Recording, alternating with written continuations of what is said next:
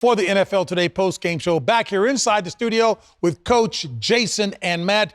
Coach is always preaching defense. He had a defensive acolyte supporting him today. But talk about the D. A defensive back, mind you. He hit 4 interceptions today. The big difference in the game was that secondary and the pressure.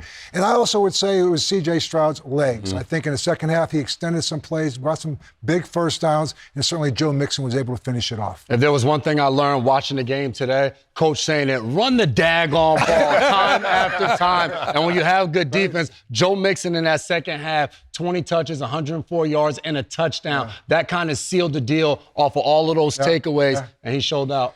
Yeah, and when you're in the playoffs, it comes down to momentum changes in the game. That game changed on the muff snap by C.J. Stroud and the big completion. Before that, C.J. Stroud, 9 of 16, 83 yards and an interception.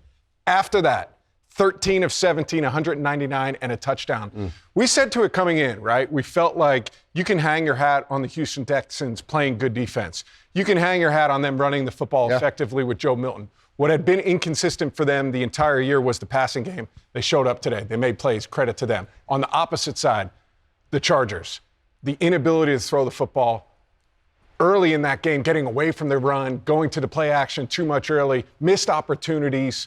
Tough day if you're the Chargers. You know, I go back to that first quarter. It was a 3rd and 1. They could not make the 3rd and 1. They sat there and settled for a field goal. And I thought 2 field goals early in that game. That defense from Houston, obviously in the back end, it was the picks, but they stopped the run today. It made the L.A. Chargers one-dimensional. When you can do that as a football team defensively, that just makes it so much easier on your side. And there's going to continue to be question marks about Justin Herbert. We saw the last playoff game where they lose to the Jaguars where they're up big. And we see him today, not able to perform. The turnovers, his receivers didn't help him at all. Some drops at one, a pick 6. So he has to figure out a way to get over the hump and win a playoff game. To hear a Super Bowl winner say you learned about how he preached the running game, he's done that for 18 years. We're believers. Hey, folks, a reminder, NFL Wildcard Weekend, powered by Verizon, continues tomorrow, 1 Eastern, right here on CBS. That's when the Broncos face Josh Allen and the Bills.